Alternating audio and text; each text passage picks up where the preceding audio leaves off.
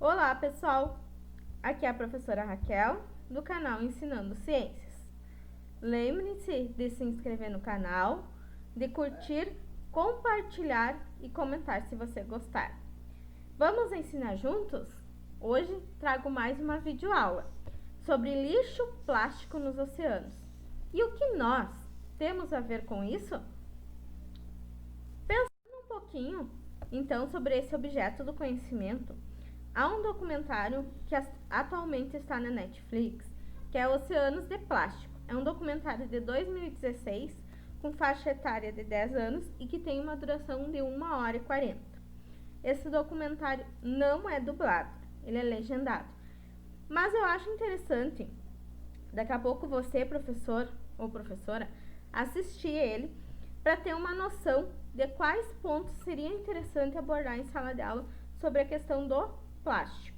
Essa videoaula vai falar várias coisas aqui, vários materiais que eu selecionei, mas a discussão não se encerra aqui. Tem muito mais coisa, muito mais conhecimento sobre plástico para ser pesquisado, vivenciado. Então eu trago aqui uma pequena porção do que pode ou poderá ser trabalhado em sala de aula. Esse documentário eu deixo mais como indicação para você, professor e professora, porque a gente sabe a dificuldade de deixar um aluno do ensino fundamental 2, 1h40 assistindo um documentário, ainda mais legendado, né? Mas dá para tentar fazer um esforço, daqui a pouco chamar uma sessão de cinema, daqui a pouco pedir para que eles olhem em casa, enfim. Você planeja da maneira como você achar melhor, mas eu indico que você assista. Aqui eu trago alguns pontos essenciais do documentário, então. O documentário fala da realidade dos Estados Unidos bastante, né? Então, os dados que ele traz são de lá. Mas, com certeza, a gente pode transpor esses dados para o Brasil e para a América Latina. Então, ele coloca que cerca de 240 bilhões de litros de petróleo são usados diariamente para fornecer, por exemplo, garrafas de água. A gente toma muita água em garrafa, né? E 90% dessas garrafas são usadas somente uma vez. Então, elas não vão para o processo de reciclagem. Outro dado importante é que, em média, cada pessoa do planeta irá usar e descartar cerca de 136 quilos de plásticos descartáveis. Aqui dá até para fazer uma brincadeira com os alunos, né? Colocar algo de 136 quilos e ver se eles conseguem carregar isso, né? Porque é bastante peso, né? É bastante lixo, é bastante plástico que a gente descarta durante a nossa vida. Outra colocação do documentário é que o plástico é ótimo porque dura, mas o plástico também é terrível porque dura, né? Então, nós usamos o plástico em quase tudo na nossa vida, nas embalagens, nos frascos, porque é uma forma de evitar que os alimentos, muitas vezes, a maior parte dos alimentos estragam. Mas será que tem coisas que são embaladas em plástico que necessariamente precisariam estar em plástico? Nós não poderíamos usar outro tipo de embalagem? Nós também podemos pensar isso com os alunos, né? Porque tem embalagens que simplesmente são abertas e jogadas fora. Outra coisa interessante que esse documentário traz é que a maioria do plástico já foi produzido no planeta e continua no planeta. A gente jogou ele fora. Porém, esse jogar fora não existe, né? Nosso planeta não tem um ralo onde as coisas desembocam, né? Para a terra do nunca. As coisas continuam aqui, a gente joga fora do nosso olhar. Mas aquilo que é descartado continua dentro do planeta. Além disso, nos nossos oceanos tem 5 grandes correntes, né, que são em função do movimento de rotação da Terra e dos ventos. Então, praticamente necessariamente, tudo que nós jogamos em algum lugar do planeta, em algum momento, irá parar no mar ou no oceano. Significa que você, morando lá no interior, não sei quantos quilômetros do mar, quando jogam lixo, em algum momento esse seu lixo vai parar no oceano. Como? Através do ciclo das águas, né? E aí a gente também pode introduzir essa questão com os alunos, porque normalmente o lixo que a gente joga vai parar de alguma forma num rio de água doce. Esse rio de água doce deságua em outro, que deságua em outro, e em algum momento irá parar no mar. Outra coisa importante que o documentário trata é a questão dos microplásticos, que podem ser plásticos em tamanho maiores que foram quebrados em tamanho muito menores, ou mesmo aqueles microplásticos que estão presentes, por exemplo, em pasta de dente, cosméticos, maquiagem, enfim. Esses microplásticos, eles se ligam muitas vezes em substâncias que estão dissolvidas na água do mar. E essas substâncias, muitas vezes, são tóxicas. Inicialmente não para os animais que utilizam esse microplástico, porque os pequenos animais se confundem, né? E acabam usando esses microplásticos na alimentação. E esses pequenos animais são comidos por outros animais, que são comidos por outros animais, e aí dá para trabalhar a cadeia alimentar dentro dos oceanos e mares, até chegar em peixes maiores. E esses peixes, muitas vezes, são consumidos por nós. Em algum ponto na cadeia alimentar, esses seres vivos chegam em nós, né? E esses microplásticos chegam em nós. Então, necessariamente nós estamos comendo plástico. Quando um animal se alimenta de plástico no mar, ele não consegue colocar esse plástico para fora. E uma das poucas alternativas que se tem é fazer uma cirurgia. Por exemplo, uma tartaruga que ingeriu uma grande quantidade de plástico, ela vai ter que passar por uma cirurgia.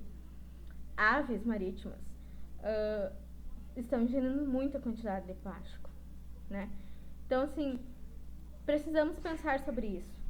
Cada um individualmente, tentar fazer a sua parte para que no coletivo nós consigamos fazer com que ocorra uma mudança. Bom, isso é com relação ao documento. Agora, pensando um pouquinho sobre a questão do plástico no nosso mundo atual. Então, todas as revoluções industriais que surgiram, que aconteceram, elas transformaram completamente o modo de viver das pessoas, de nós, seres humanos, né? Então, principalmente o modo de fabricar produtos. E uma das grandes características, por exemplo, da última revolução industrial é que os produtos passaram a ser fabricados em série. Isso fez com que os custos de produção fossem diminuídos e o tempo. Não estou aqui falando de vantagens e desvantagens. Estou falando o que aconteceu. E o momento, então, que esses produtos passaram a ser fabricados em séries, as pessoas também passaram a consumir mais. Até porque o momento que as pessoas saíram das suas casas para irem trabalhar nas indústrias ou nas empresas, elas não tiveram mais tempo de fazer as coisas em casa. Então, elas precisaram consumir mais e comprar mais. E o momento que se consome mais, aumenta então a demanda por produtos. Quanto mais você consome, mais as indústrias vão produzir, né? E também provocar que você consuma cada vez mais, né? Então, no meio disso tudo, inicialmente a gente pensa só no consumo. De uns anos para cá que a gente parou para pensar em como isso degrada o ambiente, nas formas como essa produção industrial acontece, nos rejeitos que essa produção industrial causa. E isso é uma forma que nós, consumidores, podemos fazer com que as coisas mudem. Se nós deixamos de comprar um produto porque tem uma grande quantidade de plástico, ou porque aquela empresa não trata os rejeitos que produz, não faz ou não pensa em algo sustentável, é uma forma de nós conseguirmos fazer com que aquele produto e aquela empresa sofra algum tipo de alteração, como consumidores. Então, essa é uma função nossa, individual. Mas para nós sermos consumidores que sejam preocupados com sustentabilidade, nós precisamos ensinar nossas crianças a se preocupar com sustentabilidade, né? Elas não vão saber se preocupar com isso se alguém não ensinar isso a elas. E eu acho que esse é um dos nossos grandes papéis também, como professor, não só como professor de ciências, mas como professor de qualquer área.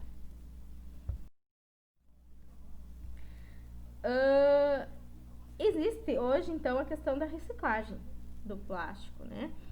E essa reciclagem faz com que a economia seja circular, ou seja, o plástico ele vai para o consumo, ele é usado, né, pelo consumidor, ele volta para a reciclagem e é utilizado de novo. Então é um movimento circular.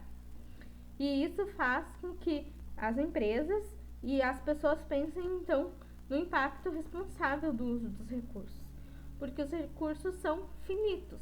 Nós não temos recursos ambientais infinitos, né? Então, a necessidade de nós pensarmos no ambiente onde nós vivemos e não desperdiçar esses recursos, né? Então, no momento que a gente consegue construir um processo de reciclagem, nós diminuímos desperdícios, conseguimos construir uma economia circular e causamos menos impacto. Na sua cidade, tem coleta seletiva de lixo? Tá aí algo que pode ser discutido, porque isso já é um início de um primeiro passo. Tem locais de coleta que os alunos possam ir, possam conhecer como é que se dá, para quem que é vendido esse material que é coletado para coleta seletiva, esses materiais recicláveis, para onde vai parar isso? Qual lugar vai parar isso? O que é feito com isso, né? Então, hoje em dia, tem várias empresas, sim, que se dedicam a isso, né? Que compram, por exemplo, só materiais que vão ser recicláveis, tá? Então, se na sua cidade existir, aproveite esse espaço para daqui a pouco levar os alunos, trazer os alunos, enfim, inserir os alunos nesse mundo.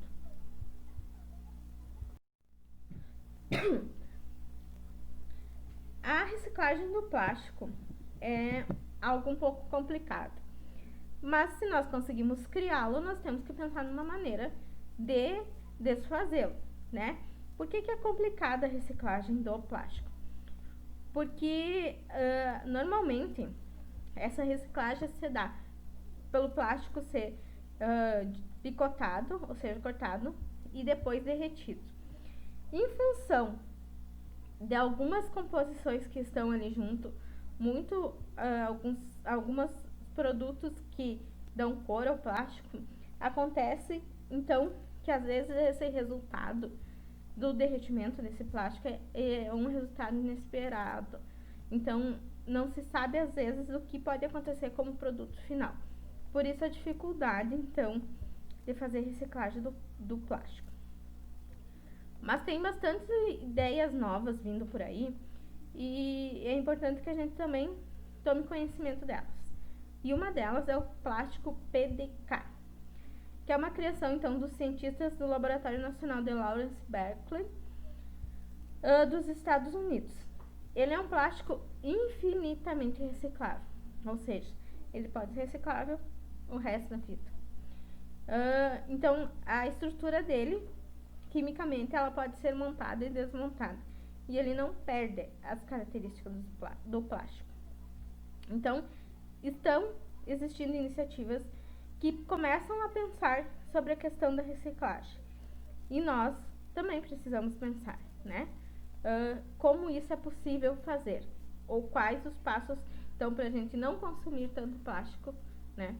E fazer com que as empresas consigam e comecem a pensar sobre isso. Com relação à reciclagem do plástico, existem 3 tipos de reciclagem. Existem a reciclagem química, então que vai ser os tipos de plásticos devem ser separados, né, selecionados, então, e eles vão ser transformados em substâncias químicas ou em matérias-primas, né? E essa reciclagem ela envolve então reações químicas. Então essa é uma reciclagem que é um pouco mais difícil de ser feita, é um pouco difícil de ser feita, mas ela é possível de ser feita, né? Desde que se tenha uma coleta ideal, então, desse plástico. A outra forma de reciclagem do plástico é o que se chama de recuperação energética e incineração. Então, se pegam os resíduos, se queimam esses resíduos e o calor gerado e o vapor gerado por esses resíduos vai poder, e assim como a energia, poder ser usado para algo, para gerar uma energia numa indústria, enfim. Óbvio que aqui tem até a questão de poluição ambiental do ar, né? Então, aqui no Brasil não sei se chega a acontecer algo desse gênero, mas também não é algo muito simples de ser feito, né? Porque requer todos os cuidados ambientais. Porque eu não posso simplesmente queimar plástico, gerar energia e os resíduos que vão para o ar atmosférico, né? Também precisam ser tratados. Então, não é tão simples assim. Outra forma de recuperação, então, que talvez seja mais comum, é a reciclagem mecânica. Então, o plástico é separado por tipo, né? E depois ele vai ser prensado para ter seu volume reduzido, passa por um processo de lavagem e separação, porque muitas vezes esse plástico tem resíduo, né? Então ele precisa ser lavado e faz uma separação também nessa lavagem, nessa lavagem de separação, que pode ser em função da densidade desses materiais. Depois da lavagem se faz uma secagem e depois esse material é fundido por aquecimento e depois resfriado e cortado por uma granuladora. Então, esse material vira grãos, tipo bolinhas muito pequenas, de meio milímetro ou menos, né? De plástico que são vendidas, então, para a indústria e podem ser feitos materiais plásticos da maneira que se achar melhor.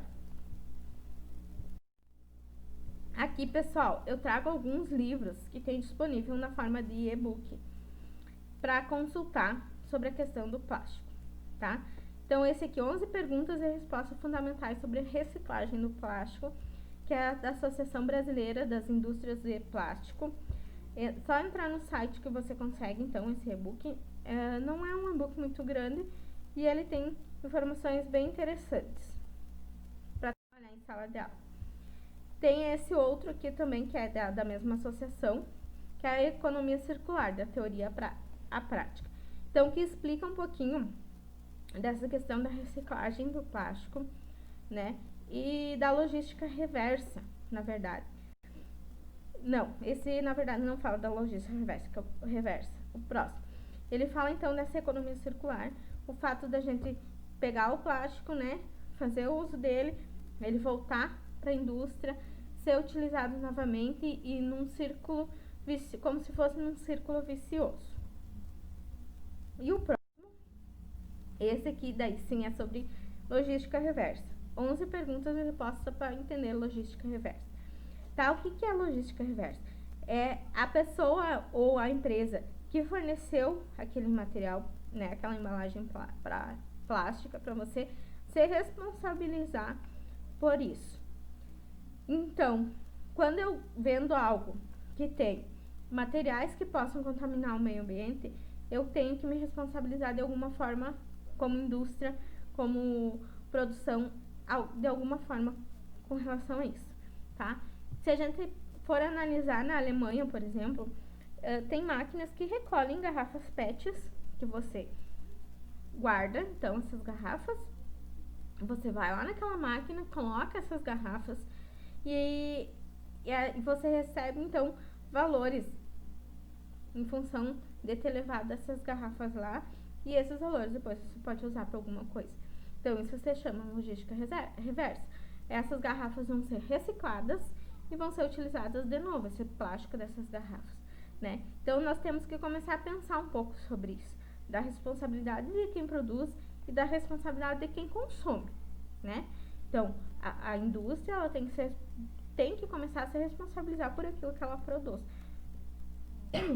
Eu não posso botar um produto no ambiente e não pensar na embalagem que eu estou colocando. Então eu acho que até um pouco em função do mundo que nós estamos hoje, atualmente, vivendo em pandemia, nós vamos começar a pensar muito sobre isso, né? E não dá pra achar, não, isso vai levar 20, 30 anos para acontecer.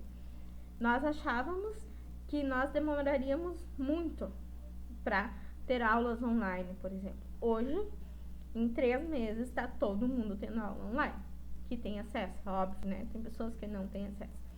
Então, não dá pra achar que a gente não vai ter que dar conta dessas coisas.